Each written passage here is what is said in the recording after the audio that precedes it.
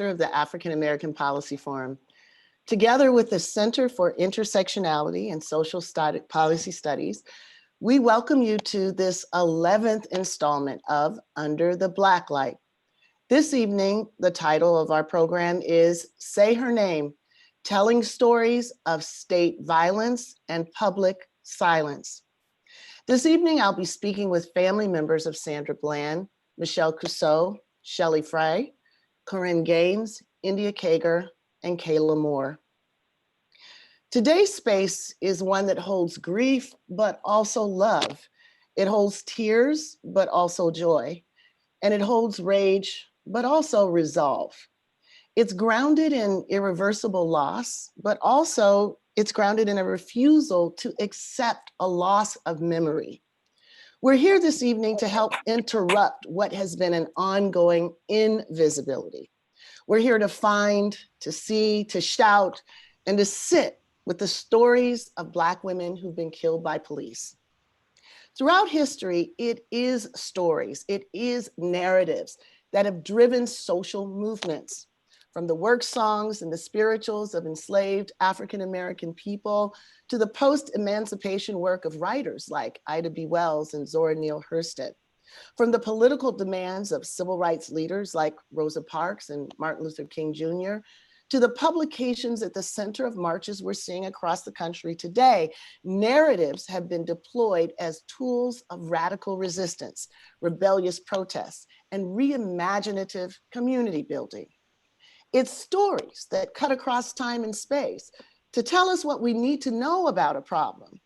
Without stories, there's hardly space for a movement at all. This truth simultaneously holds that if your story doesn't exist within a movement, then that movement isn't entirely for you.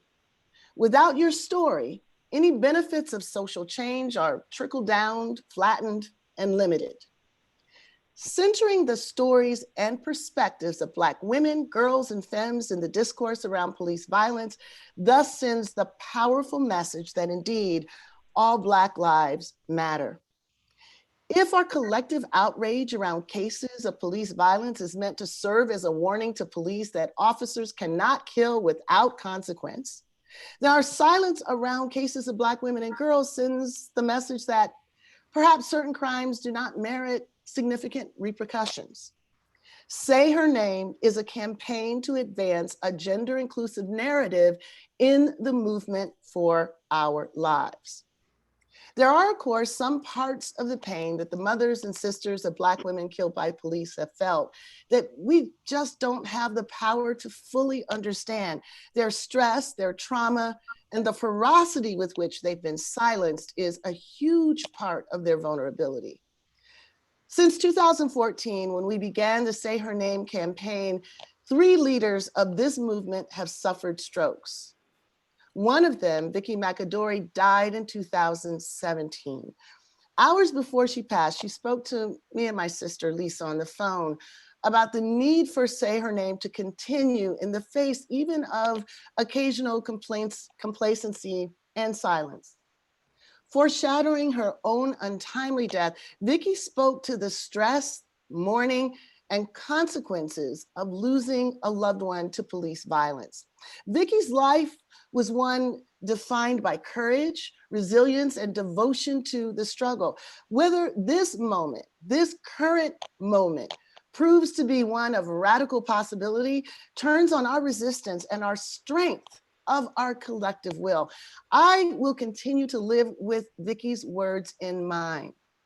My biggest fear, she said, would be not to march. My fear would be realizing if I didn't put my all into something that's right, something that we were born into a right of having, how could I not? How could I not? So today, we bear witness to their and their families' losses. We bear witness to their stories. We mine the possibilities and conditions that led to their tragedy. We examine the possible policy changes that could have made a difference. So we'll begin with Maria Moore, the sister of Kayla Moore. We'll move to Fran Garrett, the mother of Michelle Cusseaux, and Rhonda Dormius, the mother of Korryn Gaines. We'll take a quick break for a social media check-in, and then when we come back, We'll hear from Sharon Cooper, the sister of Sandra Bland, Sharon Wilkerson, the mother of Shelly Frey, and Gina Bess, the mother of India Kager. And then after our conversation concludes and we have a moment to express our gratitude, we ask you to stay with us, to join us in a ceremony of remembrance for our stolen sisters as we listen to the beautiful voice of Abby Dobson. Now, as always, we want to hear from you. So please share your thoughts in the YouTube chat room or tweet us at AA Policy Forum. Please expand this conversation. Do so across social media. Follow AAPF on Twitter and Facebook using the hashtag #SayHerName. You can send comments and questions through the YouTube chat. We'll be sharing them with our panelists throughout the event. We want to start off the show with an open letter that our moms recorded in 2019 to the next mother who finds herself in this sisterhood of sorrow.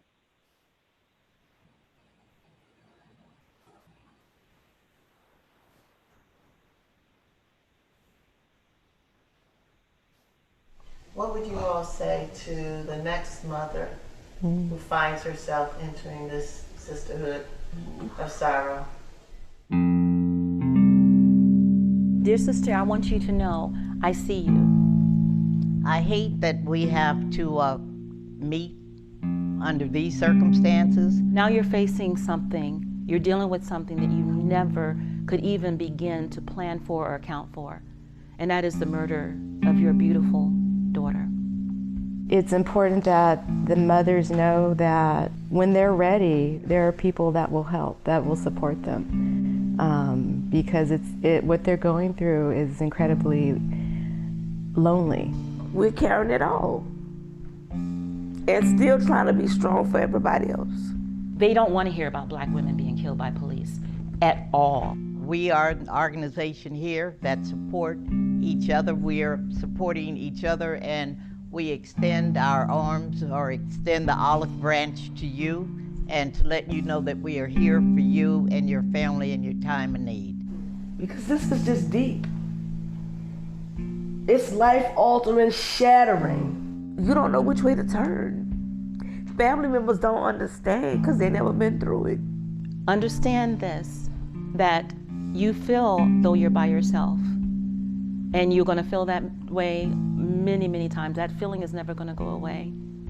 But what will never go away also is the love you have for your daughter, the same way that each one of us have experienced the murder of our daughter. We keep fighting because of that. You birthed that baby, you birthed your daughter. And you'll birth her continued legacy as well. We're so grateful to have the mothers and sisters of Say Her Name with us today. So Maria, I want to start with you first and thank you for coming back to Under the Blacklight. Your sister, Kayla Moore, was one of the first among this group of our sisters who was taken by police on February 12th, 2013. Now, you've described Kayla as a bleached blonde in a 300-pound body. She was also someone who suffered from schizophrenia, a personal challenge that put her and too many women who've lost their lives to police in harm's way. So it was a 911 call made by a roommate that led to a fatal intervention. So when her roommate called, what they got was not help, but a squad of police officers who, rather than escorting Kayla to a medical facility, attempted to arrest her on a warrant for a man 20 years her senior. Now that man had the same birth name as Kayla was given.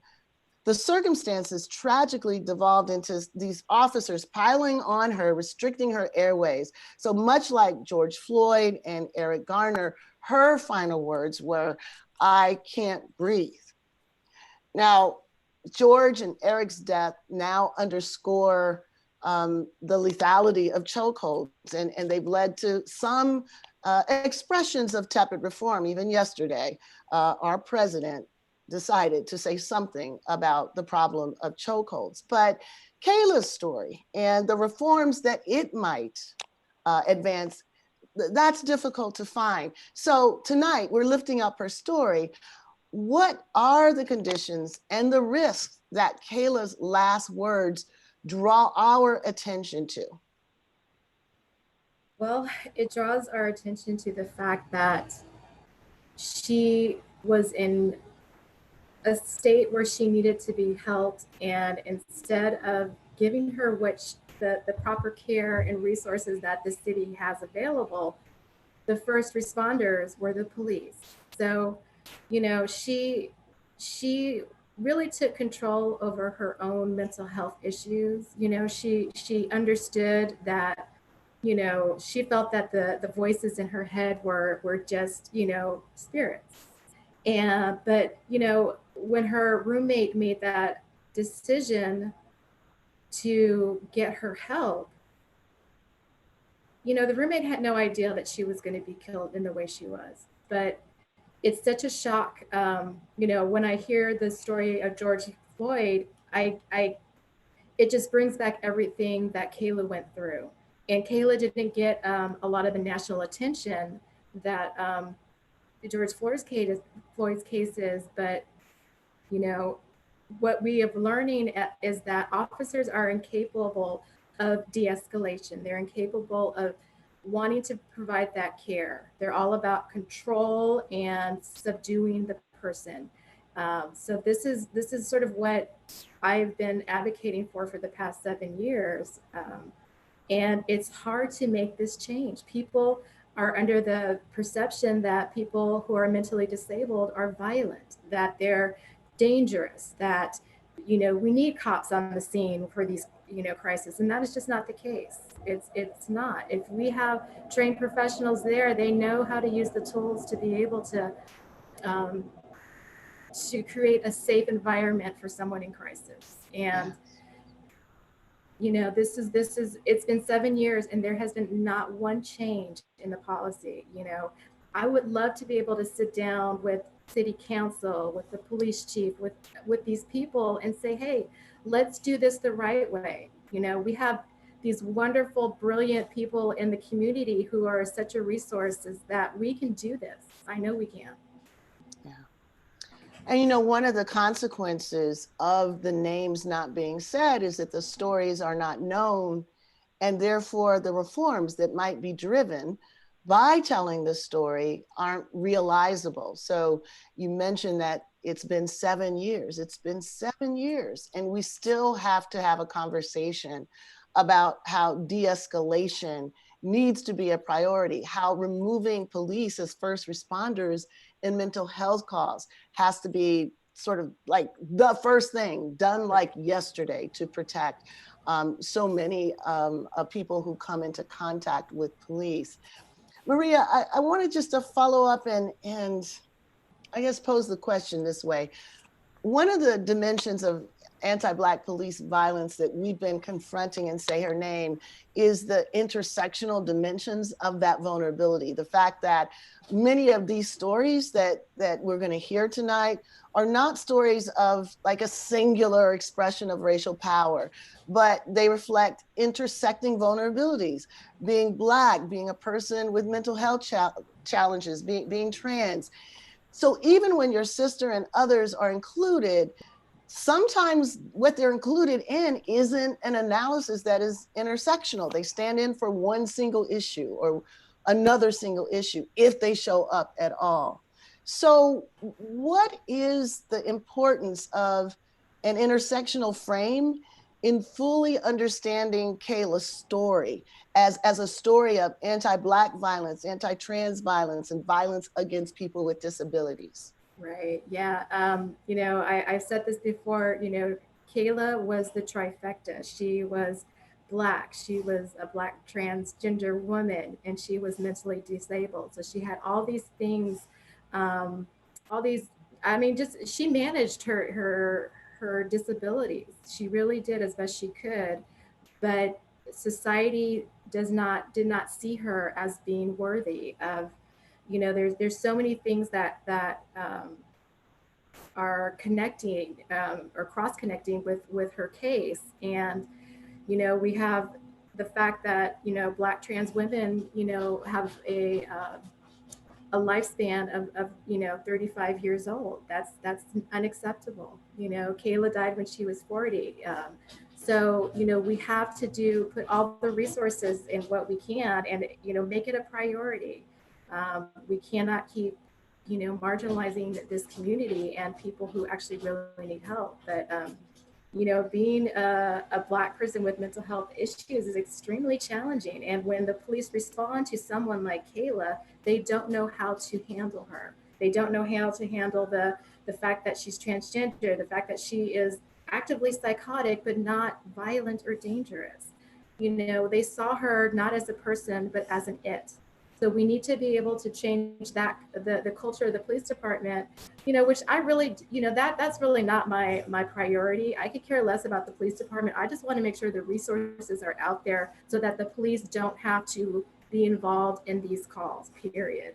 Other states have done this successfully. We need to get on board with this and just make it a national issue that, mental health services need to be a priority, period.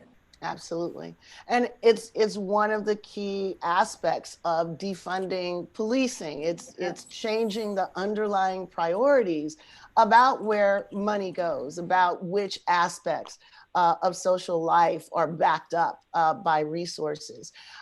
So I started this evening's conversation with meditation on the importance of stories in undergirding movements for social change. So I Can't Breathe has become a contemporary imperative that launches us into seeing and imagining what happened to Eric Garner, to George Floyd, underneath the power of a police officer choking the life out of them.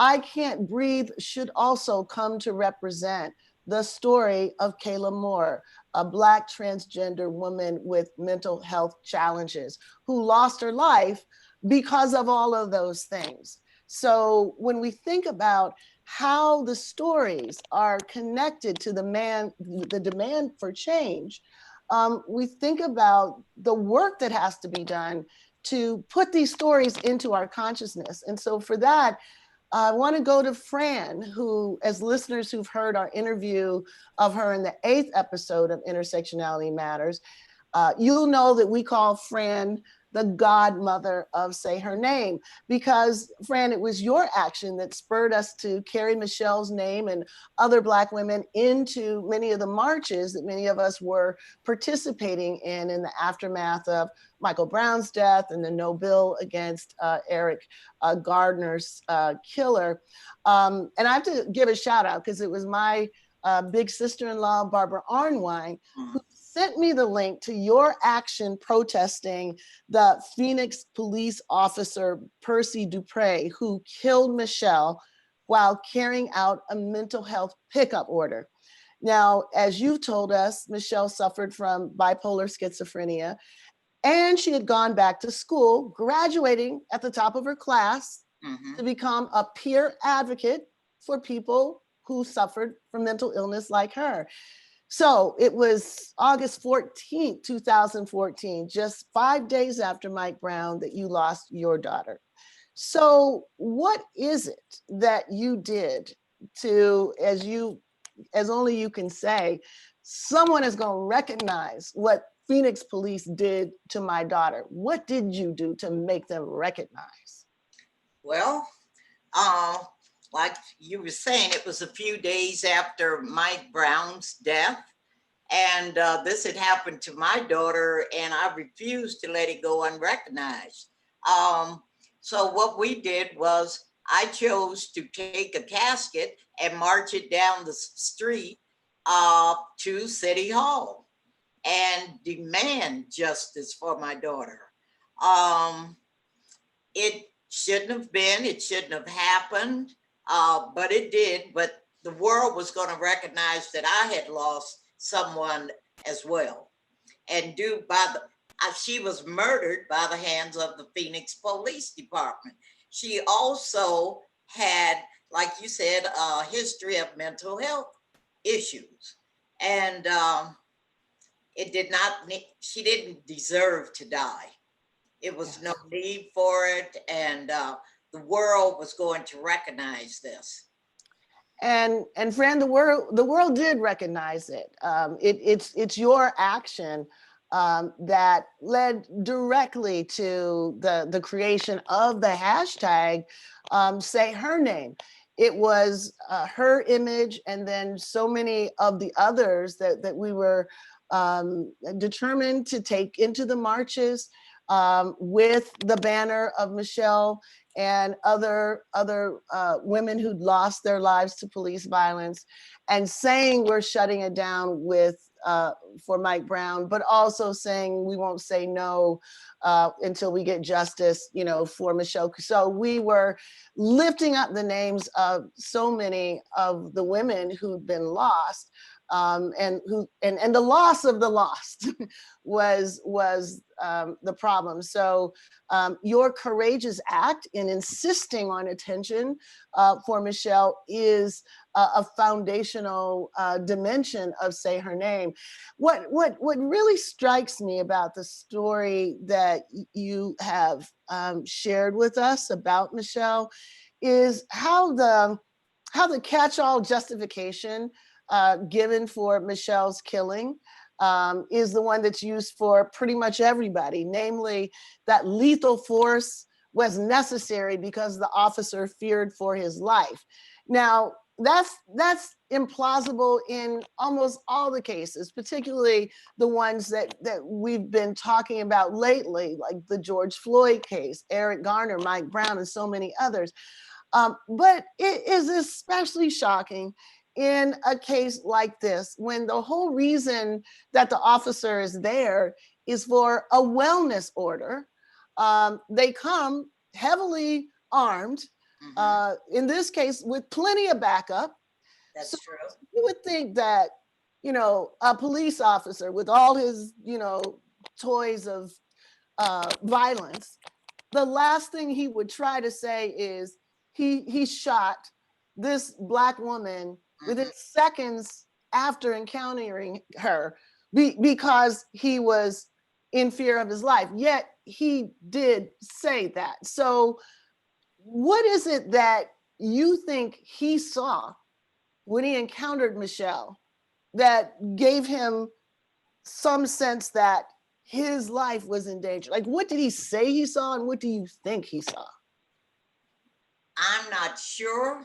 He never did say what he saw, but I'm sure that after he ordered the other policeman to remove her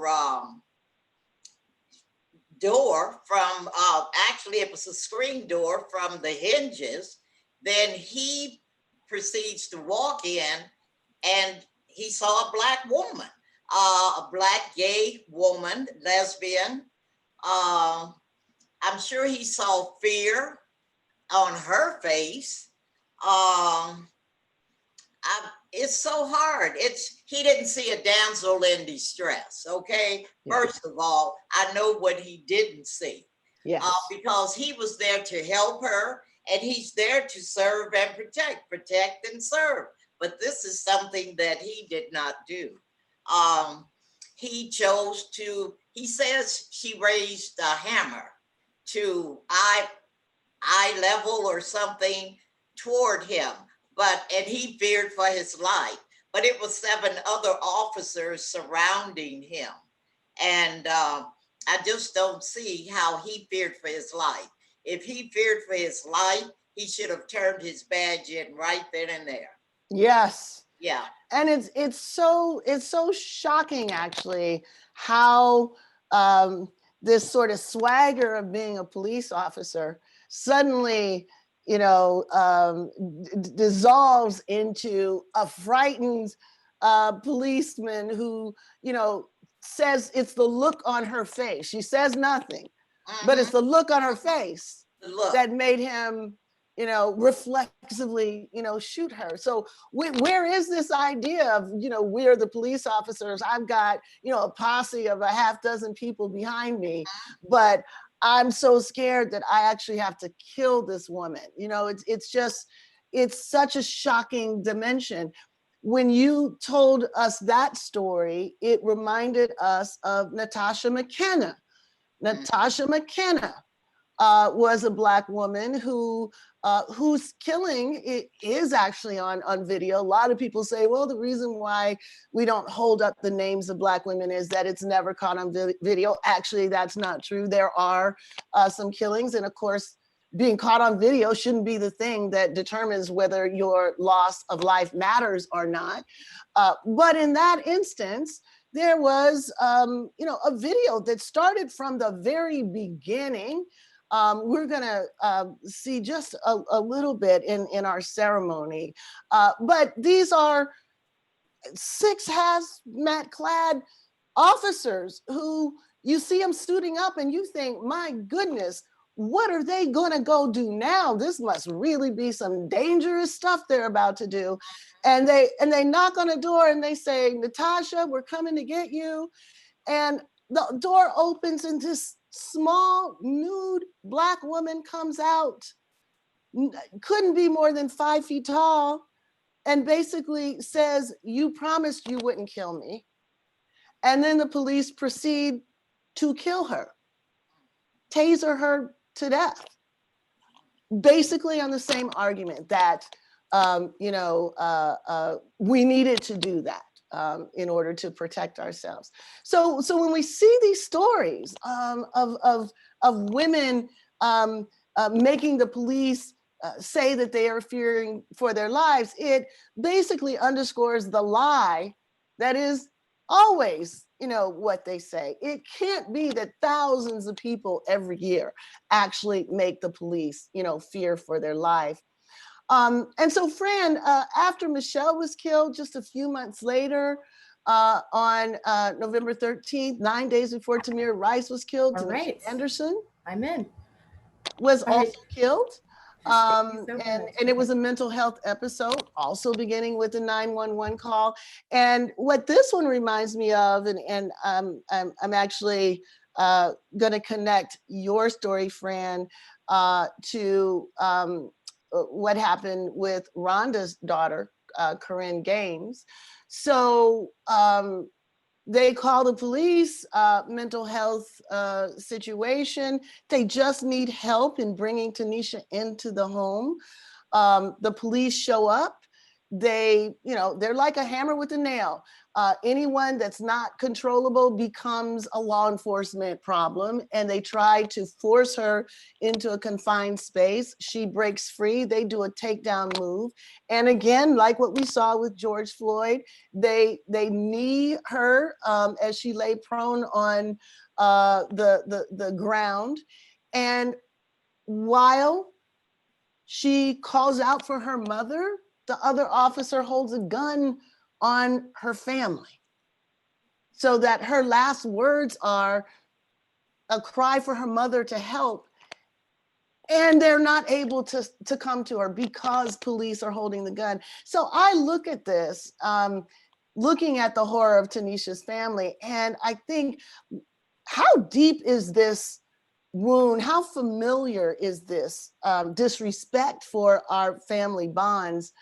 And it makes me think then of what happened, Rhonda, when you are there at the place on August 1st, 2016. You're trying to de-escalate the situation that was unfolding when police try to force entry into your daughter's home to serve a warrant for, I think, traffic court. This is traffic court that they're misdemeanor. Misdemeanor having to do with driving. Yes. She's determined to protect herself and her son, legally owned firearms she possesses. You're at the scene. How did the police respond to your efforts, her loved ones, to de-escalate the situation to save her life? Well, for one, when I arrived on the scene, expressing to them who I was not really taken seriously. Until another officer who had actually escorted me up there sort of helped me gain entry to the area where they were, I guess they call it the wasn't even a crime scene, but it's where they were going to be holding everybody. I came to find out. But when I, spoke with the officer, and I let him know that she had a therapist, I even got the therapist on the phone.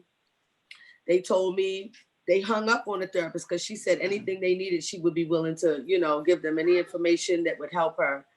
And he hung the phone up and said, I'll talk to her when I need her, when I need her. And I'm like, well, the therapist is on the phone. Why wouldn't you, address any issues that she may be able to share with you now? And so from that, they proceeded to take my phone from me. And throughout the day, they utilized my phone to communicate with my family members and friends that were calling to check up on me because it was being streamed live. And, people coming to me saying the next day, you answered me. And I'm like, no, I didn't answer you. But, backtrack a little bit, they went to anticipate serving a misdemeanor traffic violation. Like you said, she had a registered firearm in her home. But when you're in your home, much like Breonna Taylor's family, and you hear somebody entering your home with a key, and they don't, admittedly, they don't address who they are or introduce themselves as law enforcement initially, she did have her firearm out. And Korryn had an issue with police because she had a traumatic incident with them where she actually lost twins. And so I think it really did something to her. I've had several people, in hindsight say, do you think she had postpartum? But she had lost a set of twins in the care of law enforcement. And she just, on that day, she just decided I was not going to be taken back into their, into their hands, and that's just the way it ended, But for the Officer Royce Ruby, to basically shoot her in her back based on his own statement, basically out of frustration, the media didn't know the information about him shooting her in her back, and admitted in his deposition that he never saw her, but he was trying to aim high enough to hit her in her head to prevent hitting my grandson, he was also shot twice. So it's so many layers to all of our situations, because when a narrative is presented by the media and the officers, it's already thrown out of context, so then you have to go back and try to humanize, somebody that has been already victimized. Yeah. And I'm sure that's most of our stories. Yeah. So there's, in Korryn's case, there's the additional dimension of social media, a social media company. So Facebook this is being streamed. And finally, the police, as you said, got frustrated, right, and asked Facebook to stop streaming. Absolutely. And how long after Facebook complied did Royce Ruby go in and shotgun your daughter to death? Within minutes. Once her live stream, and the crazy thing was, I didn't know when she was shot. I can't precisely remember when she stopped streaming because I had family members that were at the scene. About 8 or 10 of us were at the scene. And they said, oh, her live went down. And so we basically assumed that she had shut it down herself. It wasn't until later on that we found out, when we did the correlation with when they shot her and when Facebook stopped streaming. I actually got a call from one of the representatives from Facebook, basically saying that they had, that they were given instructions. An injunction was put in place to interrupt her live feed, they was being apologetic, and I just directed him to my legal at the time. And so, the media interrupted something that could have been caught on tape. Not that I really wanted to have been, but what did they have to hide? If they weren't going to do anything different, exactly. What would they have to hide? Exactly. Not to mention, they shot down the possibility of flashbang grenade, myself requesting to go in and speak with my daughter. They told me that wasn't acceptable. That gives finality to people, which was later explained. And let's just be clear about it. You are there, you're available to go and try to de-escalate the situation. The therapist is on the phone. Yes. Same with Fran, right? Fran was on the phone, also trying to de-escalate. The officers say that they don't need that. The only reason they don't need it is because saving life is not the priority. Right. Right. Right. Right. And you've also said you were there, Rhonda, you know, when I mean, you didn't even know what had happened. And I didn't. And the way they told you was another moment of it was almost, it seemed almost like the same dispassionate attitude that we saw on Chauvin's face when he was snuffing the life out of George Floyd, not like a human was involved. Yeah, so this officer, I didn't know what was going on because they had almost like a change of guard. The officers that were there initially, who were the big dogs, I guess, because one of them claimed that he had been a negotiator and all these things. And then all of a sudden, right about the time the live stream went down, they all left and all these new officers came in. I don't even know whether I mentioned that we weren't allowed to leave. They followed us to the bathroom. Wherever we circulated, they had someone on us. But when the new officers came in and I saw the other was going, I was asking them, well, like, what's going on? Nobody had an answer. And so at that point, I decided I'm going outside and I'm gonna find out what's going on. And as I got out to our church where we were being held, the officer that had been in lead the whole time, you know, I'm asking, where's my baby? What's going on? And his response was simply, she's gone. And your grandson is on his way to Hopkins because he was wounded. You know, and so I'm like, she's gone. What do you mean she's gone? You know, I mean, that callously he says that, like, I could have just accepted it, like she scraped her knee.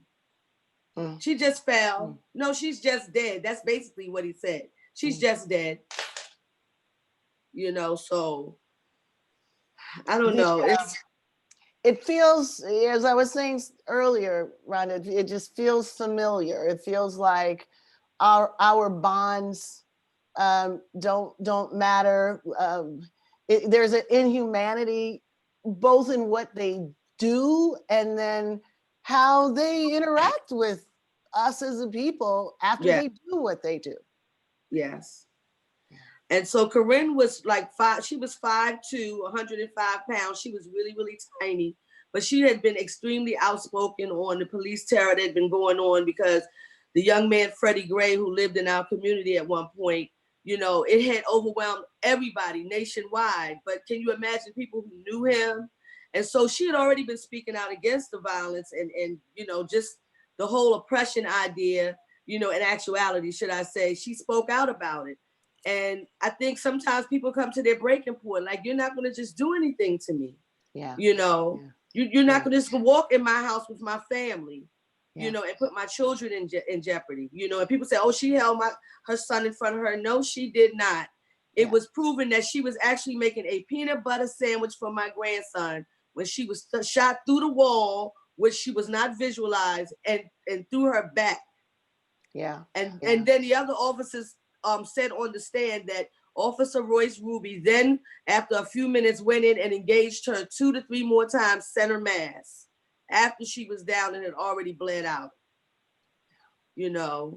And, you know, and these are parts of the story that people don't know, and they're not knowing allows them to continue to infer facts that are not correct.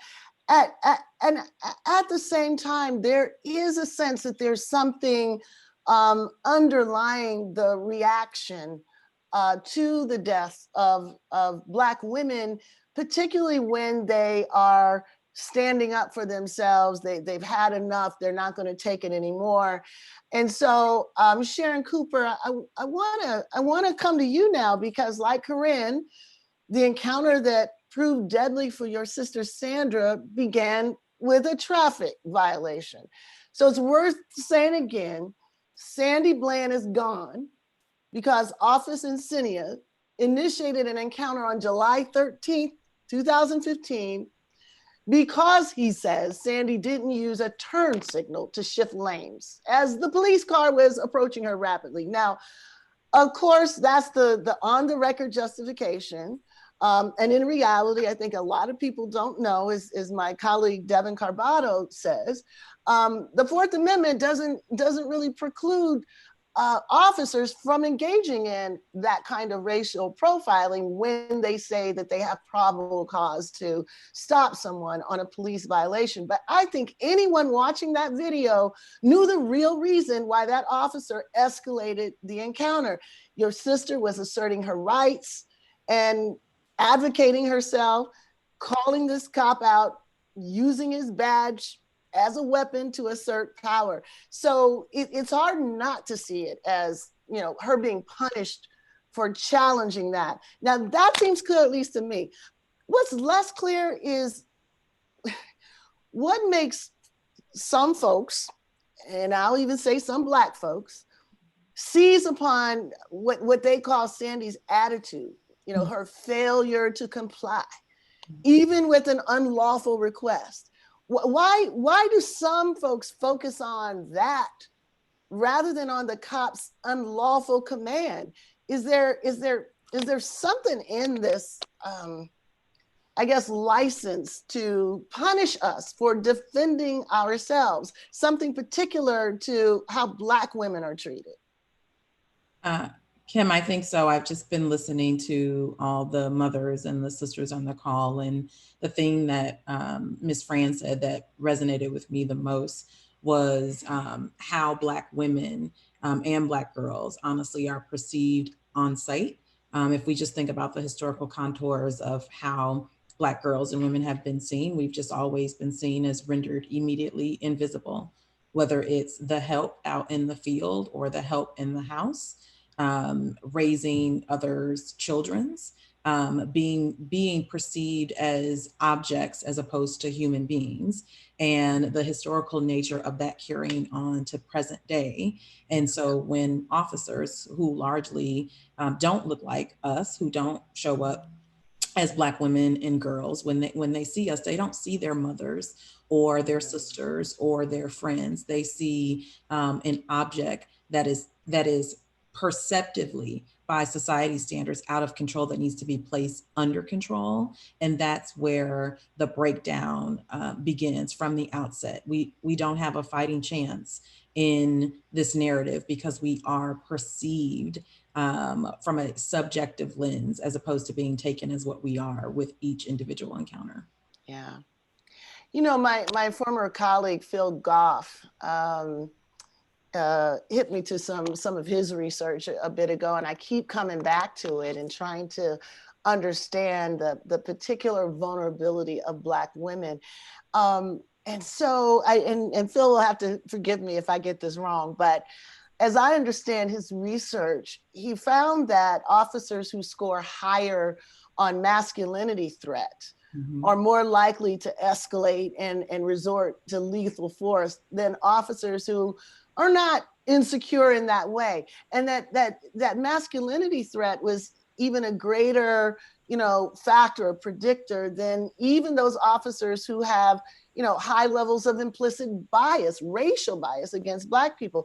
So it made me wonder whether that helped us to understand whether Black women sort of exceptionally trigger that in these kind of cops, because, you know, first of all, we're Black, which is just read as being aggressive across the board, and we're female, which presents us as available for gendered discipline. Whether those things are more likely to trigger these masculine, insecure, you know, cops. Because frankly, I find it hard to believe that a white woman who was driving to the grocery store would ever be pulled over for failure to signal. And then however attitudinal she becomes would be threatened to be lit up, assaulted, thrown in jail, right? $5,000. I mean, right, immediately perceived as, you know, she's having a bad day. Yes. Or, you know, where we just don't, as Black women, we don't get to have an off day. We don't get to genuinely be upset about something. Yeah. We always, you know, there is this perception almost from as we're young, we're conditioned to show up and look good.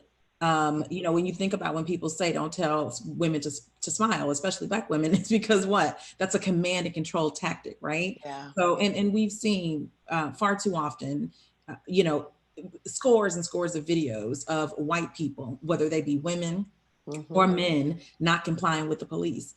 And what they get instead of brute force is they get a talking to, they get a discussion, they get a chance. And those windows and those moments of chances that they get means that their life is preserved. And what makes ours less than is deeply rooted in this notion that we've never been seen as whole human beings, but as 3/5. And there seems to be a denigration of that with each situation, specifically when it comes to Black women, where our lives are snuffed out, and our names disappear from the rallying calls and from the protests, in spite of people always referring back to the Black mothers who were impacted. And I've consistently said it over these last couple of weeks is, no one, despite Black women and girls showing up for others. And I think Sharon Wilkerson said it so well in the story ahead of time about the fact that, like, we're having a hard time and we're hurting, but we still try to pull it together for others.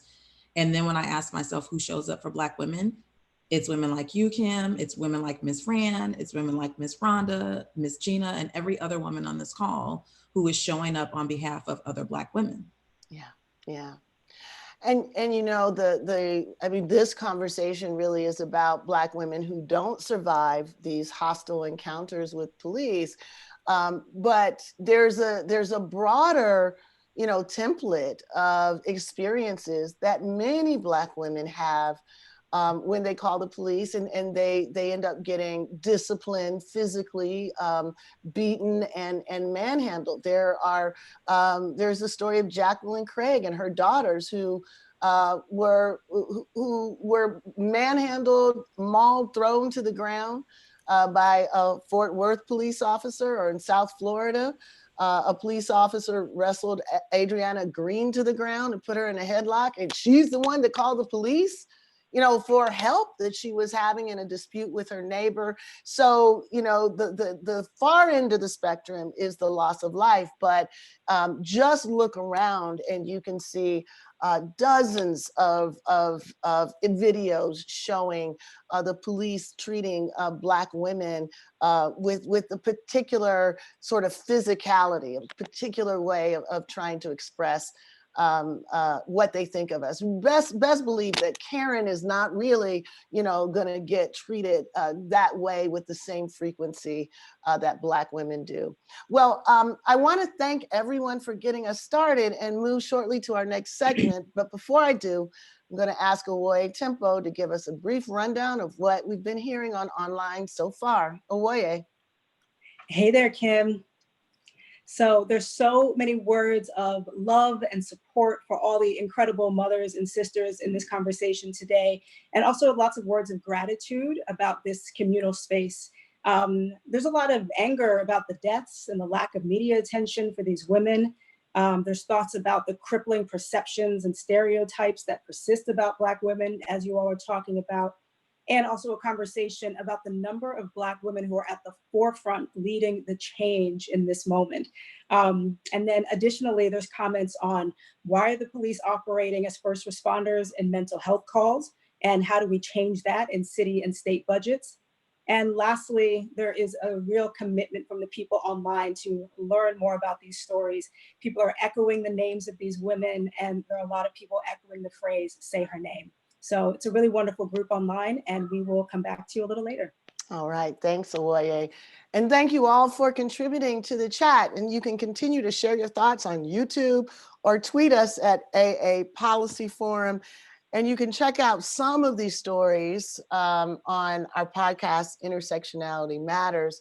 One story that we just released yesterday was the story of Gina Best's daughter, India Kager. So Gina, I want to come to you on the gender dimensions of anti-Black violence against women, and in particular, you know, the response to it. So one of the most just horrifying aspects of your daughter's murder is how little regard those officers had for her life and the life of her 4-month-old baby, Roman.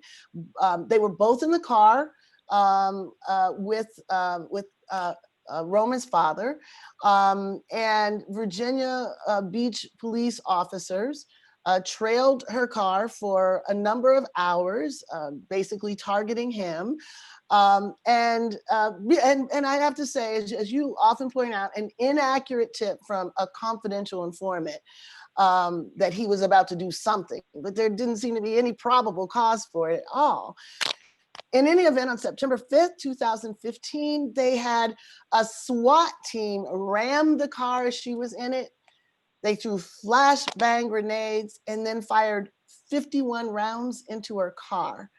Now, the chief of police told you that they didn't mean to kill India, but they obviously didn't stand down not to kill India. So this much is clear.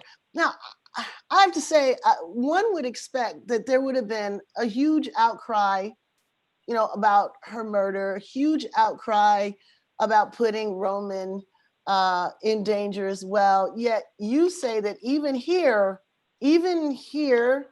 India has somehow been blamed for her own death. How is that? Well, like many of our beautiful queens we're talking about now, and Black women, the presumption was that India was in the wrong place at the wrong time with the wrong person. But India was in her own car with her own baby and going about her life. And when they put this perception that our beautiful ones, our loved ones, are responsible for their murders, what they're also doing is trying to deflect and sanitize and minimize their responsibility for murdering them in the first place. And it goes even further that with they were fully cognizant that in the 3+ hours that they monitored India's car, watched her. Of course, this is a SWAT team, so training is not an issue here. There was no deficiency in training. As a matter of fact, this was a highly trained unit, highly militarized unit with all the gear necessary to de-escalate had they chosen to. They chose not to. But also they put out lies that they weren't even aware that the baby was in the car when they had. How is that? They saw her going in and out of homes, visiting Angelo's family to introduce the baby. So how did they not know the baby was in the car? Because that's what they want the general public to believe.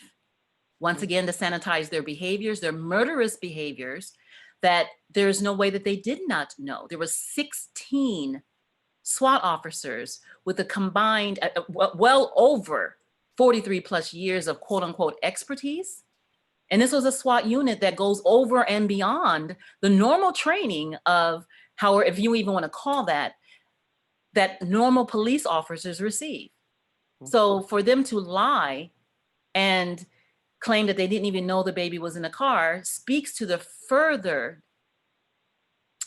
distancing and divorcing that they do of themselves of humanity. Yeah. We're talking about a baby and an innocent woman. And so, at this point, we've come to expect the police to cover for themselves, no matter how egregious the circumstances might be. But it is a little surprising, I think, that there wasn't more of an outcry when India was killed. And so I'm curious about what people, in your community had to say about it. People closer, to home, people who you might have expected, would have really gone to the mat about India being killed in these circumstances. So how do you get to she kind of brought it on herself, even among people who are not the police? Well, I'm going to say something that I don't even think we have talked about, and that is this fear of the police and we accept the narrative that they put out, that no matter what has happened, that the police are correct. When we see them murder time and time and time again, and that there was no public outcry. As a matter of fact, there should even be a further outcry that none of the police for our loved ones have ever been criminally held responsible, not one.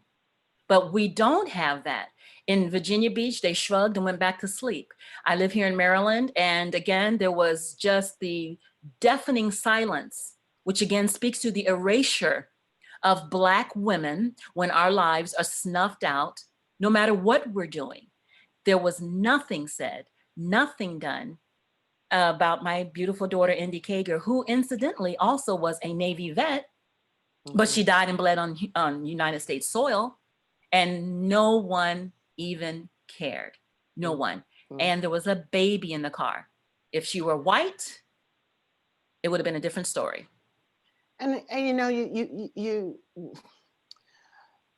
in so many of these instances, we're not just talking about daughters killed, we're talking about mothers of children being killed. So Roman has lost his mother, your other, you know, grandbaby has lost his mother as well.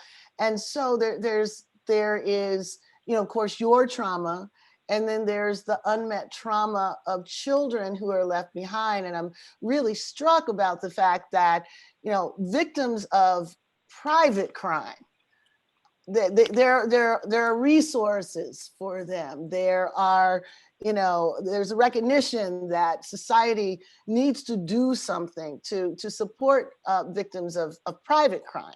But victims of police violence, I mean, not only is there not anything to support them, you know, Gina, you shared yesterday that you got a bill for, you know, the destruction of the car. So we're talking about deficit. You get nothing to support the children left behind. And on top of that, there is a bill.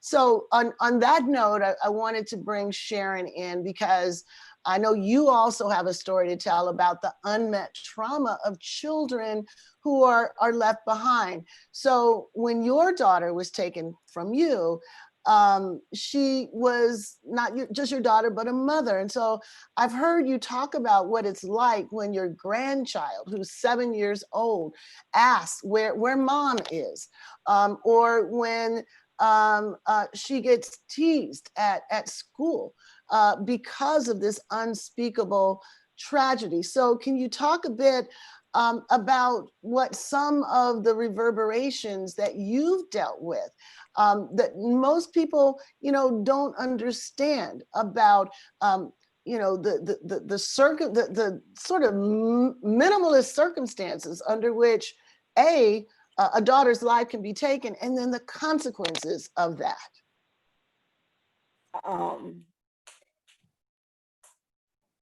I use the term taken. I use the term taken because they didn't just lose their life. They took our daughter's lives. And I have to deal with the consequences because she has two daughters that I'm raising. And one of them was dealing with peer pressure with the kids teasing her, talking about her mom. And she has to defend herself. And you're dealing with a teenager that we have proms and we have school dances, and she just had a birthday on last weekend and her mom's not here to celebrate with her. And that's not just hard for her, it's also hard for me because I have to fill in those shoes. And I always tell my grandkids, one of them asked me, well, can we call you mom? I say, no, you know your mom. I will always be grandma. I will always be here for you. Whatever it is you may be dealing with at school, you know, she got expelled for it, but I didn't punish her for it. Yeah. And now she's experienced a couple of her friends have lost their mother.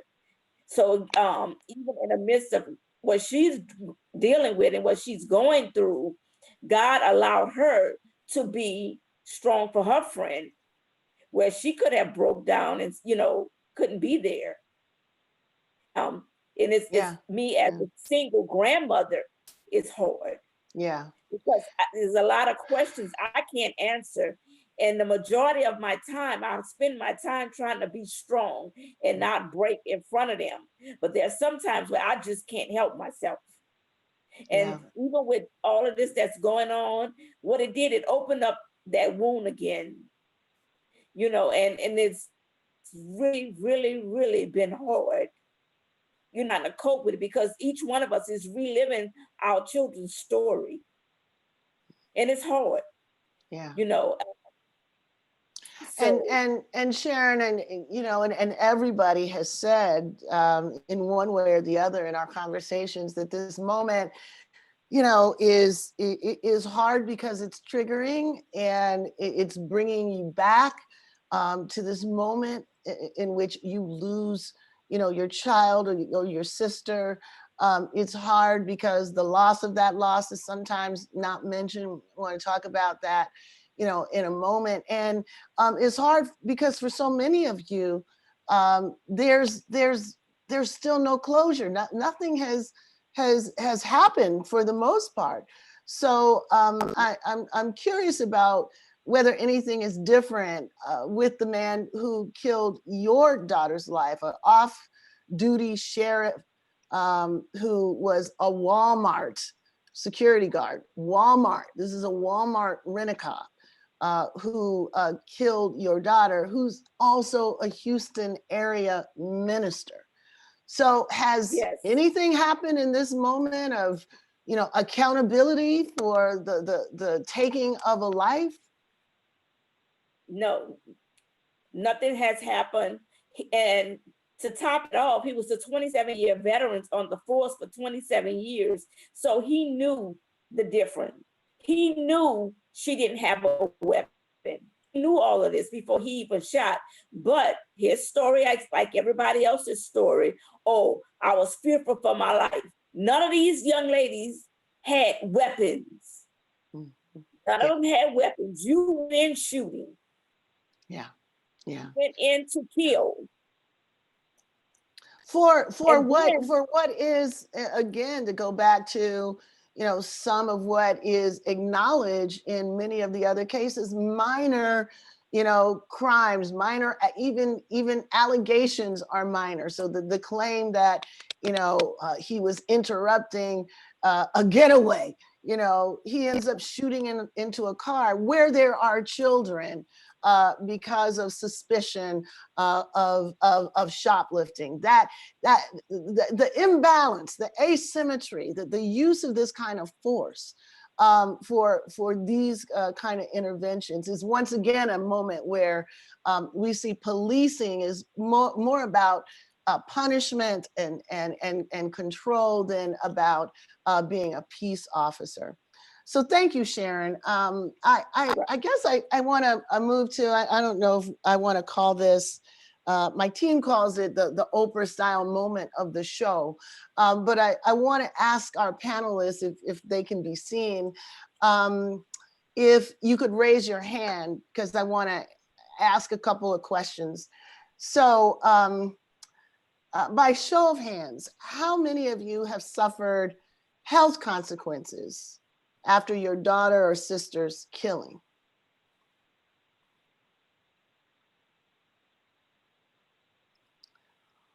How many of you have suffered the financial costs of losing your loved ones to police violence? You had to pay for the funeral, pay for property damage, pay for attorney's fees, suffer loss of income.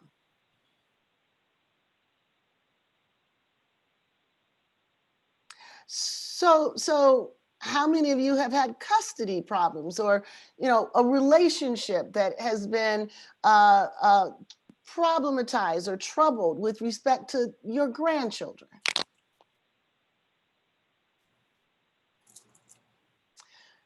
Okay, how many of you have witnessed inaccurate media coverage of your loved one?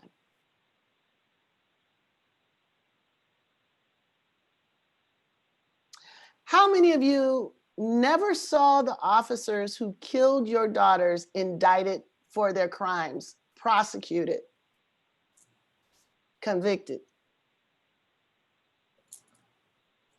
How many of you see just us rather than justice in your pursuit of accountability? It's just us. Yeah. Just us. And the health issue is not just physical, it's also mental.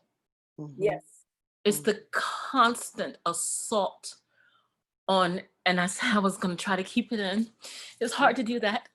It's hard to modulate the emotions when it's constant forced bipolar, where there's a swinging of the pendulum. It's everything, all of the above, and then far more than what is even, we can even articulate. Yeah. We walk every day with literal amputated hearts, every single day. Yeah. And it hurts. And it's real. Every day. Every day. Single day. And for people to even expect that you get over it, or that at your grieving pattern or grieving stage, wherever you are in your grief, that somehow there is a blueprint to be navigated, that we should be at a certain point.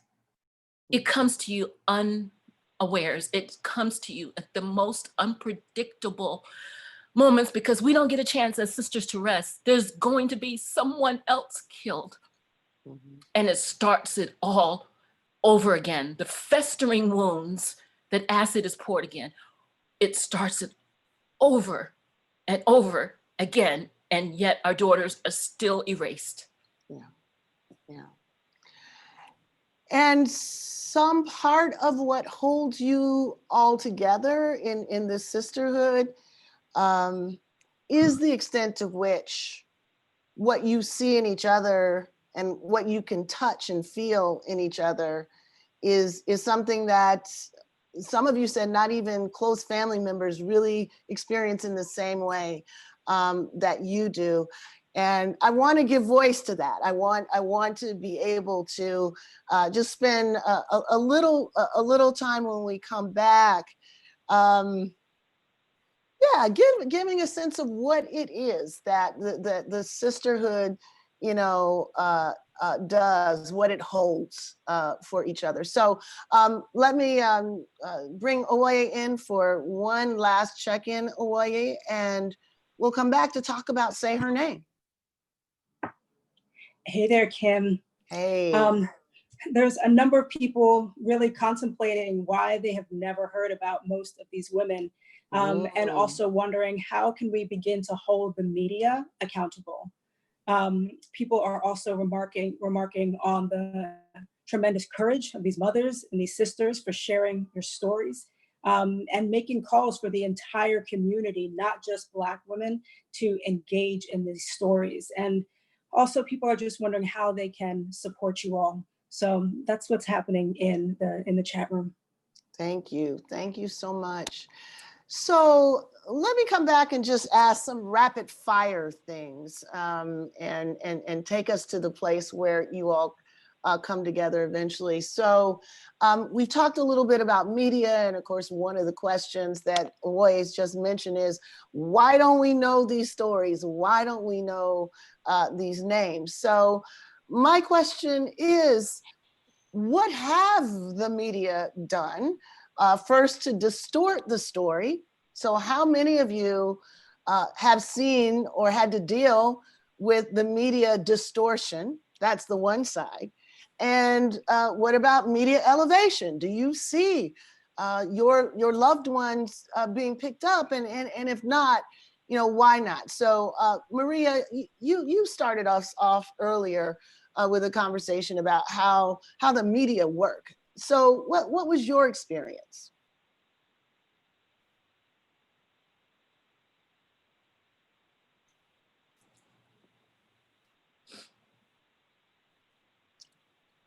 Maria, are you unmuted? I am unmuted now, yeah. Okay. So, I was so enraged when I read the articles that came out after Kayla was killed, because what I learned was that these reporters are given this information by the police. The police are basically framing the narrative of what happened that night into what they want the public to see and hear. And it's It's not the truth.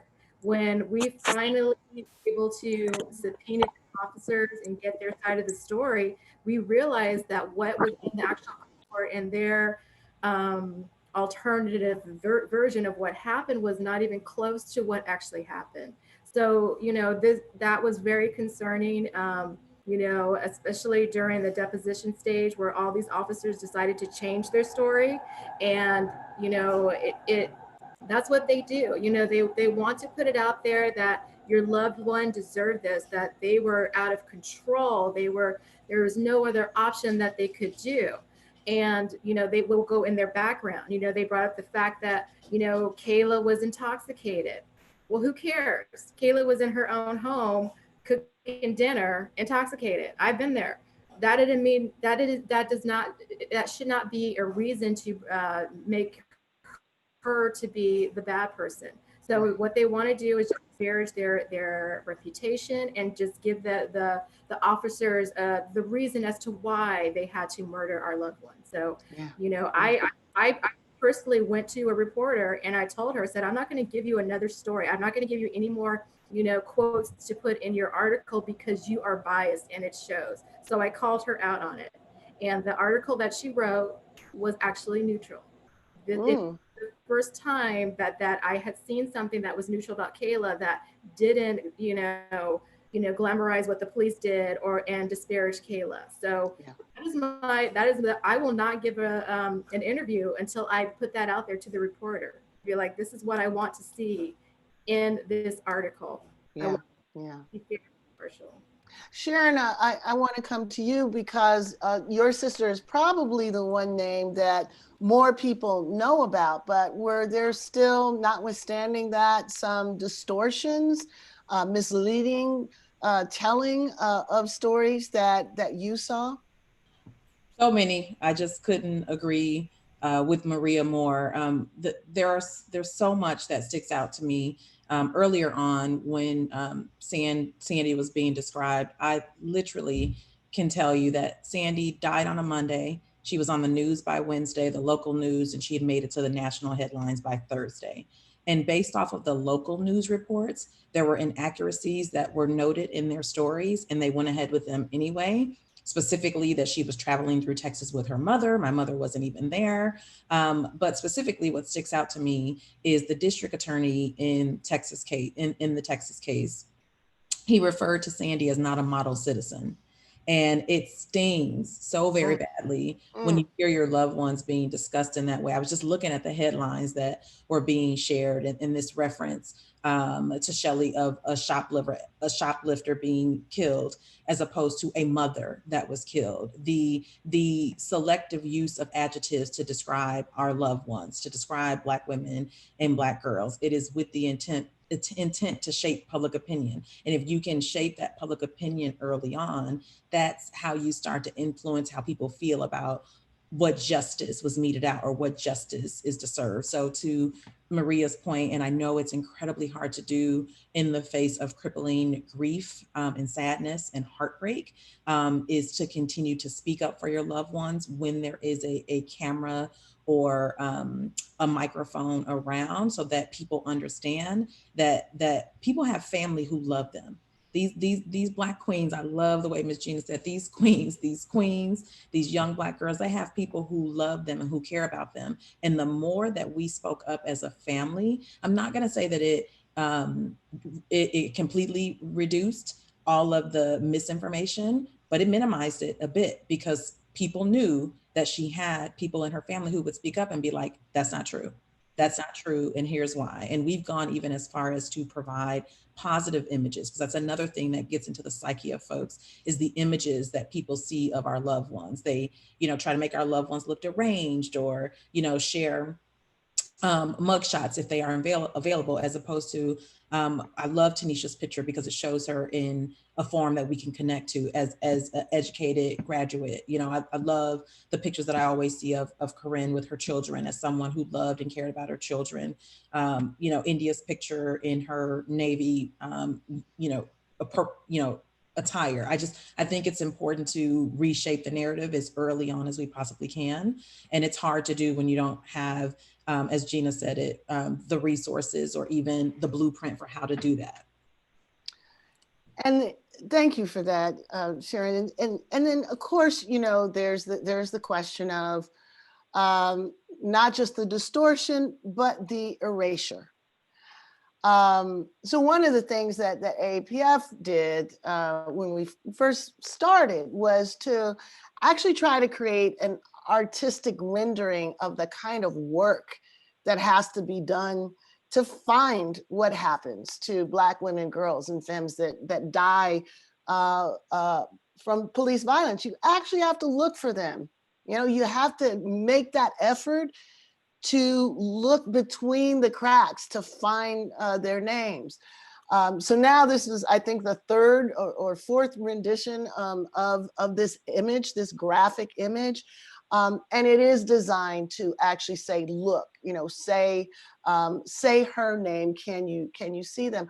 Why do you all think it has been so hard to consistently see Black women who are killed by the police? Why is it such a uphill, you know, struggle to tell those stories? Fran, let me come back to you on that, because you're the one that, you know, masterminded a way to break the erasure. But why do you think it's so consistently hard?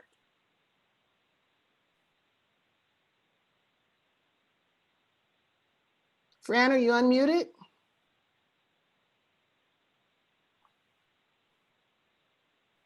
Okay. There you go. There. Okay. That's a hard one on why.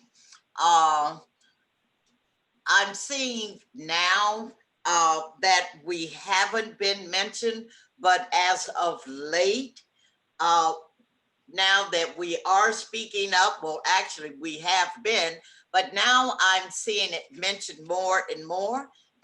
Even today on TMZ, we were mentioned. We were mentioned once again, and it was mentioned, they mentioned the fact that Black women who have been killed by the police lack the media. It was lacking in the media for Black women. And also Mr. Crump, Attorney Crump, he was on there and mentioning about women, Black women who had been killed by the police and the lack of media attention on their deaths. Prior to recently, it was just something that didn't happen.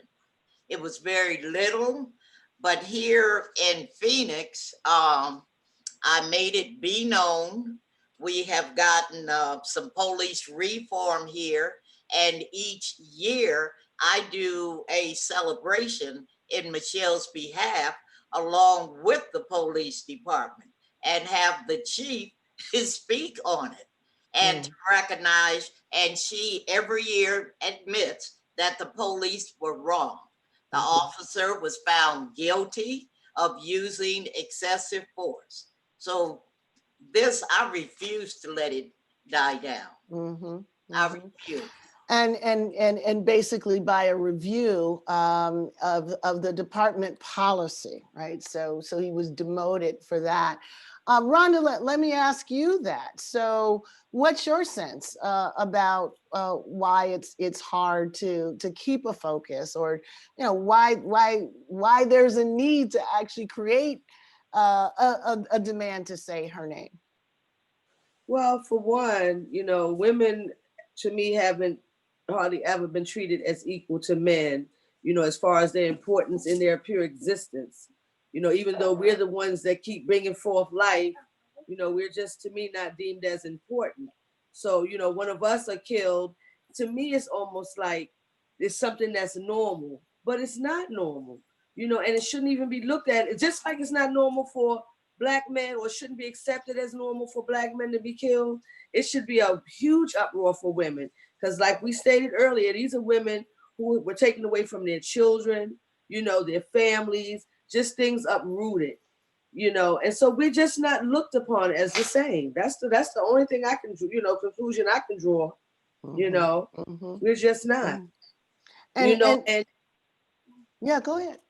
No, I was going to say, in Fran's case, you know, she was able to get some glimmer of what they would call justification, not justification, but justice. But look at me, you know, we did the civil trial. We didn't have any criminal charges filed. You know, he was justified almost immediately. And it was a controversial trial. But when people got to understand the facts of what happened, you know, and we went to the civil trial, 6 jurors unanimously decided that this officer used excessive force. Yes. So to win a trial like that and then have a judge come back and overturn it as though it didn't even happen, stating that, one, he had qualified immunity, which was on the table several times prior to the finality of the jury, you know, of the trial. And then once we went back for appeal, said on the record that we had tricked the jurors. You know, so I mean, how did that make jurors? You know, people already won't sign up. You know, it's like, I'm not going to sit for that couple of dollars and miss my day of work to go sit on the jury. But now you have people that have spent 2 to 3 weeks and have come up with a decision that they heard what they heard and they agreed upon what they agreed upon. And to have the judge come back and in his written statement said they got it wrong. Mm. You know, so we just can't win for losing. Yeah. It's just a catch-22, a brick wall. And just to put a point on it, it is rare to actually get a judgment in a case of a police shooting. I don't even know many other cases where it went to a jury verdict in connection with a Black woman being killed by the police. I think the judgment was 34 million or 37 million. And so this is, you know, wrongful death. It is for the injury to your grandson, the loss of a mother to the rest of her children. And this judge overturns it. And, you know, basically effectively said, you know, y'all didn't do the right thing. So justice, when I said just us, right? It's just us many times. Here was a moment where justice was as close as you could get, because nothing is going to take the pain away. But the statement that this was wrong, and that the loss that you as a family experienced needed to be compensated for, you know, to overturn that is basically saying, no, that they don't count. You know, they don't count. Right. And so it's telling us a lot of things. It's telling us what one thing we need to focus on is the qualified immunity issue. We need to focus on judges. We need to get rid of many of these judges that don't value our lives. And we need to have an agenda that consistently integrates the conditions under which Black women lose their lives into the broader demands, the broader justice that is being advocated for. On this last note, I just want to start going around, and you know, one of the things I want to spend just a little bit of time before we close, and this is a bit of an extended say her name moment. You know, Gina, I want to come back to you, and I want to come to Sharon, partly because, you know, you all came into this family and have been part of it since we reached out. So describe a little bit about what people may not be seeing about how you guys, you know, roll. What is it that Say Her Name does and is, and how it's constituted? That is multifaceted, multi-layered, fraught with many layers of unimaginable pain. But then there's the determination that we have grandchildren and that we don't have the option to not fight. We don't have the option to get on our bed and roll up in a ball and languish away when we know that, just to step back on what you mentioned about the media, the destructive manner in which they report, quote unquote, it's not even reporting, it's just regurgitating what the police have told them. And then realizing that you've got grandchildren who are going to one day grow up and read and see, ask questions. India's babies, one is 5 now, permanently disabled, and Evan is on the autism spectrum. And, you know, how we roll is realizing that if we don't roll, we will literally wither away and die. And the police have killed our daughters, but they kill us too. We already are impacted with intergenerational trauma. We're already impacted with unbelievable, unconscionable grief that we have to try to modulate day by day, to even focus on what do I do next? Do I even roll out the bed? What do I do? We don't have the luxury of even at times saying today is the day that I can do nothing. We have children, we have grandchildren, we're fighting for them. And in fighting for them, we're also fighting for their mothers as well, that they have a memory that they can hold on to one day about their mother. Because what you ask about, why is it that Black women are erased? Black women are erased because we're in a society where misogynistic, that is highly misogynistic, and they don't really want us here anyway as women. Yet every being on this planet has come from a woman. Yes. Every single one. Yes. And thank you for that, Gina. I wanted to I wanted to share the fact that of many of the things that you all have inspired is a play called Say Her Name, The Lives That Should Have Been.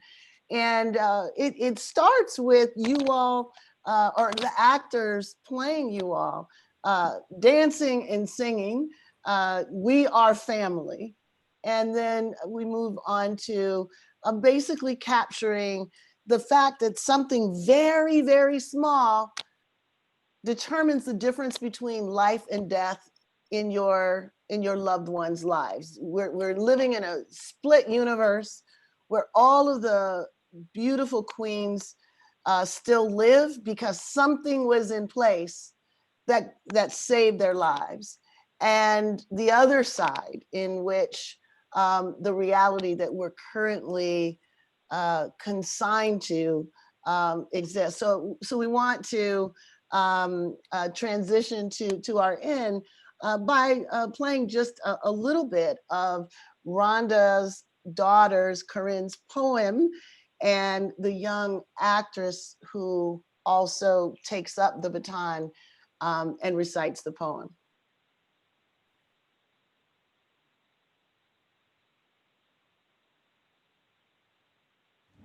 The vampire theory. Our blood reeks of royalty. They can smell it in the air. We're so used to our own scent, we cannot fathom what we bear. They know of our greatness. I'm just trying to taste it while others are trying to waste it, and the white man is trying to trace it. But even in trying to find what is truly beyond divine, they could never go back far enough. We're way beyond their time. Therefore, in the meantime, they hunt the queens and kings with crime. Used to hang us up with strings to trees and other things. Now they tote guns with beams and wrist rings. Same old ankle chains, still beating us the same. Ain't nothing changed. Except now they're trying to survive. Can't find any use for us alive, not knowing we can't die. So while they're chasing blood, snatching bodies, eating babies, and raping our minds by having sex with our kind, they can only become us. With every thrust I trust, they only raise our army, and I trust that we are righteous. Powerful. Yes. Powerful. So we see that spirit, we see that energy, we see Korryn, we see Korryn. And we want to continue to see all of your loved ones. We want their spirit to continue to exist in this world. We want their life to live on in what we can do to create the circumstances under which no other Black woman loses their lives. And in the spirit of lifting up, I want to end by asking just a few of you to tell us something about Vicky Mcadory. Mama Vicky, Sister Vicky. What can you tell us about Sister Vicky? Woo! She kept us in stitches. She was literally, we can, like now, Vicky had the capacity, we could be in that thick moment, that oppressive heaviness, and she carried her own. But also that fight, that warrior mama, warrior auntie in her, where she can get behind us and say something to make us laugh, remember, recall, recalibrate, and then get out there and do what we must, because she was a fighter. She was a fighter. And she literally, with an unbridled tongue, would say whatever she was gonna say. Keep us laughing, but also keep us aligned on the purpose while we were together. She's fighting for her baby, India Beatty, who was killed 6 months after my baby, India, in Norfolk, Virginia. Yeah. We missed her because Vicky died of a complete broken heart. She did. Of a complete broken heart, where the struggle and the determination, you have to strike, the pendulum swings here, is constant. And in her mind, she's grieving for this little girl that she helped raise. Yes, yes. And Sharon, I know you and Vicky had a little special relationship. What do you want to leave us with in memory of Vicky? Mama Vicky. She was... Just before she passed, it was Break the Silence, and her and I was roommates. And I tell you, she kept me in check. I said, I'm tired, I'm not going to this. She said, I'm not going, I ain't going till you get ready to go. I said, oh God, I gotta get up. Mama Vicky, we was trying to get us something to drink at the summer camp. So Vicky, something to drink. so Vicky and Maria caught an Uber. I'm telling us. They caught an Uber to go get us some vodka so we could drink. So when I tell you, we had a time, that was the best. That was the best summer camp I ever went to. So after all that, then we get to the airport, everybody missed their flight. Me and Vicky missed a flight. So we end up getting snowed in or something happened. So Vicky, we called Vicky again. Vicky, you gotta call somebody to get us a room, and we hungry. So Vicky got on the phone, called Sherelle, and she put us up in a hotel for a night and gave us something to eat. And I'm telling you, I miss her. And the hurting part about it, I miss her phone call. I guess she was calling to let me know she was in the hospital, and I missed it. Yeah. And the next phone call that I did get, it was telling me that Vicky had passed. Yeah. And I just couldn't believe it. Yeah. Can I share that I take solace in knowing that our lives here is finite, but that Vicky is on the other side. We would not be together as sisters right now, even on this call, if it weren't for Say Her Name. If it weren't for having a place where we can come be together, we wouldn't be together. But I like to vision Vicky on the other side with our babies, with all of ours. And she's fighting along on the other side as well. Oh yeah. Thank you for that. Thank you for lifting Vicky up. We do this work with her direction in mind. The last thing she said was, do not stop. And when Vicky tells you to do something, you do it. You do it. No lip. I want to, first of all, ask everyone to stay on with us just for a few more minutes after my thank yous, to take part in a beautiful ritual that we do to hold up the memories of our sisters, including Vicky.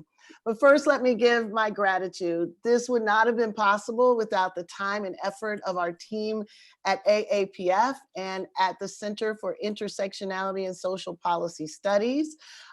We do this work to lift up the mothers of Say Her Name, the family of Say Her Name, and other issues that fall through the cracks of our social justice advocacy. So please consider supporting this work. Please consider supporting this network. There are many ways that you can partner with us to continue to lift up those things that may get marginalized or forgotten. And of course, I have to give a special thank you to my sisters. I love them. Maria Moore, Fran Garrett, Rhonda Dormius, Sharon Cooper, Gina Best, and Sharon Wilkerson. Without you, we would not have a sense of how absolutely important it is to lift up the names of all of our sisters who've lost their lives to police violence. Now, you can continue this conversation by lifting up what you've heard across social media. You can find more information about all of these stories in our website. You can follow us at AA Policy Forum. You can follow me on Twitter at SandyLocks and on Instagram at Kimberle Crenshaw. Look out for our next episodes of Intersectionality Matters. As I mentioned earlier, Gina's story was just released yesterday, so you can listen to it now. And this webinar will become next week's episode of Intersectionality Matters. Now, I want to introduce Abby Dobson, our phenomenal artist in residence, who's written a beautiful song that we use to lift up our fallen sisters. So as we play this video, I want to warn you that it does contain very troubling content. And we ask you to join us in witnessing this content.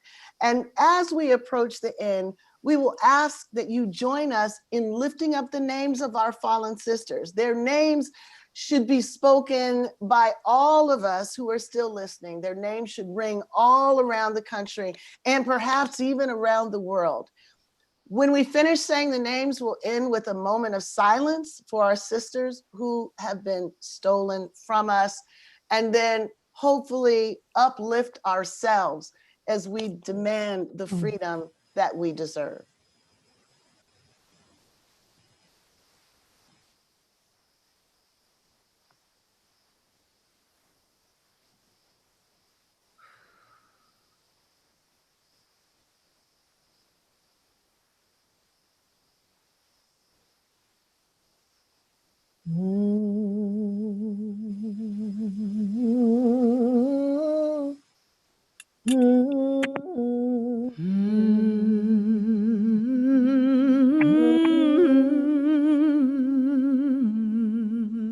Tasha, we're here to take you out. You promised that you wouldn't kill me. You promised that you wouldn't kill me. You promised.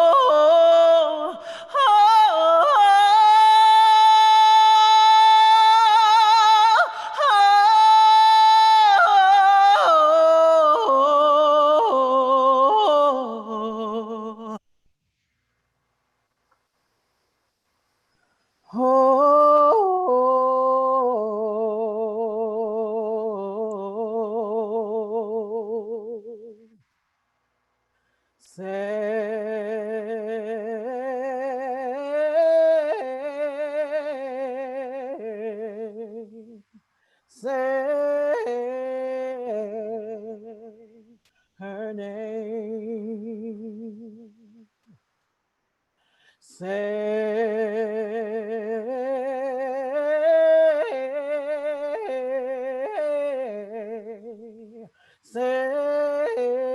Say her name.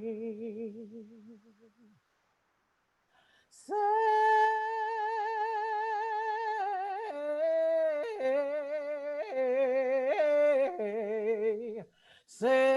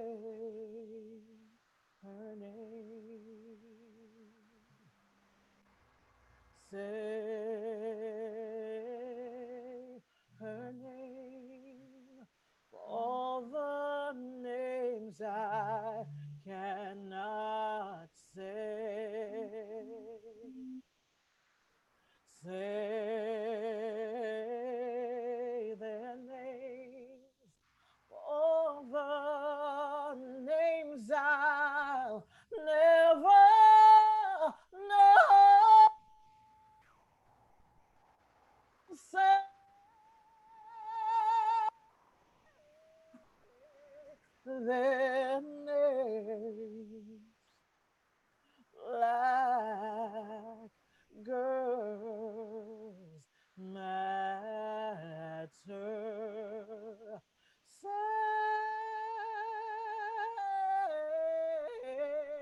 their names. Black women matter. Sing a song full of the faith that the dark past has taught us. Sing a song full of the hope that the present has brought us. Say, sing the rising sun of the new day.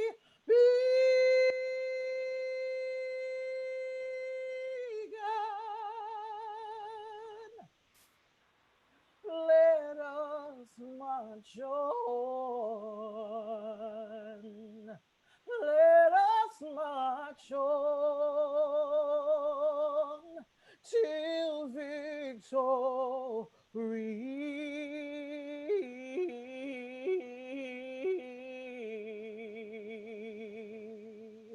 is won. Say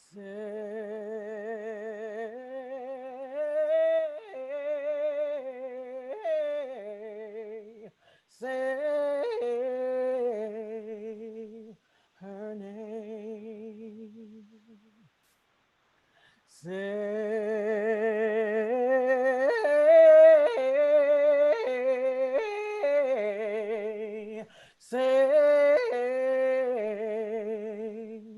her name.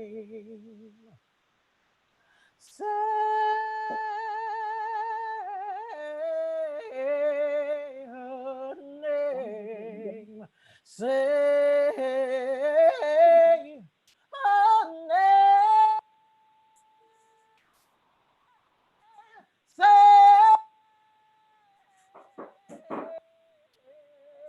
their names. Say her name.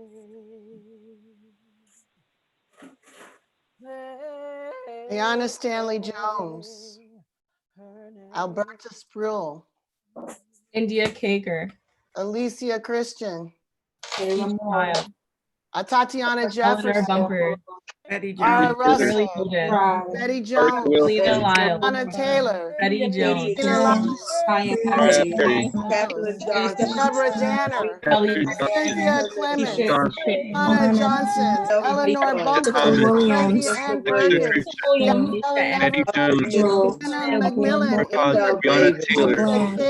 Kager, Wilson, Janisa Fonville, Jessica Williams, Joyce Cornell, Kayla Moore, Sherry Austin Chapman, Keisha Aaron, Keisha Michael, Corinne Smith Livingston, Latondra Ellington, Tanya Haggerty, Elizabeth Williams, Margaret Mitchell, Megan Hockety, Michelle Shirley, Marion Larry, Maya Hall, Natasha McKenna, Patrick Morris, Pamela Turner, Shirley Golden, Regina Jones, Riddell Jones, Rakia Boy, Stella Ridway, Dell Davis, Mel Edwards, Shelly Frey, Chanel, Jessica Williams, Sonia Taylor, Simone Marshall, Tanisha Anderson, Tika Wilson, Taisha Miller, Yvette Smith, Ricky Boyd, Sandra Sandra Bland, Chantel Davis, Sandra Bland, Shelly Frey, Janika Proctor. Let us now take a moment of Jones, silence. Maya Hall, Yvette Let us now take a moment of silence to sit and bear witness as we continue to remember the lives we've lost.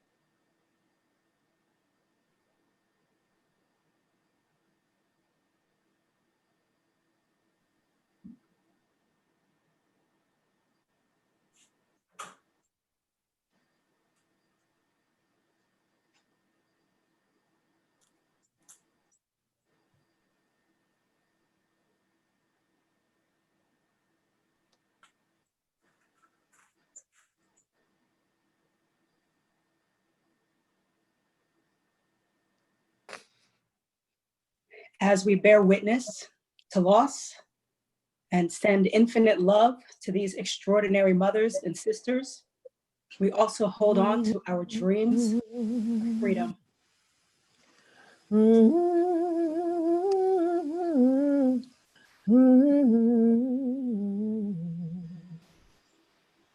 I wish I knew how it would feel to be free.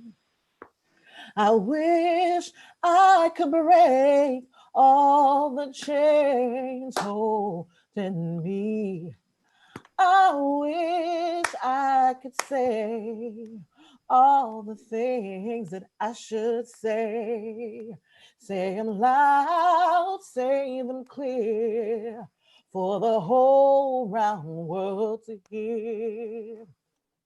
I wish I could share all the love that's in my heart. Remove all the bars that keep us apart. I wish you could know what it means to be me. Then you'd see and agree that everyone should be free. I wish I could give all I'm longing to give.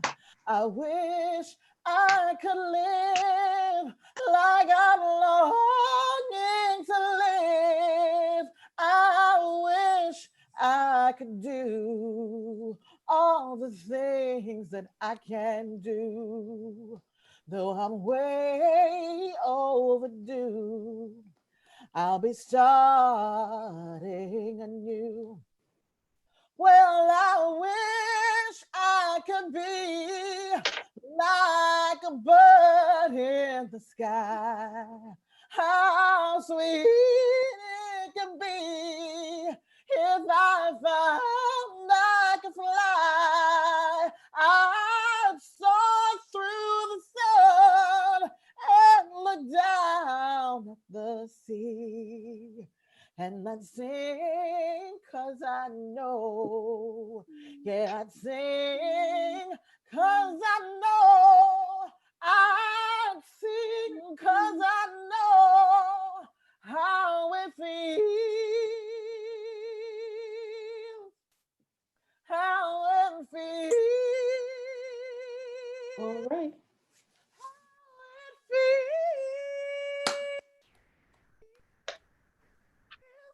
To be free. Better sing, Abby. All right, Abby. All right. Amen. Good night, everyone. Good night. Good night.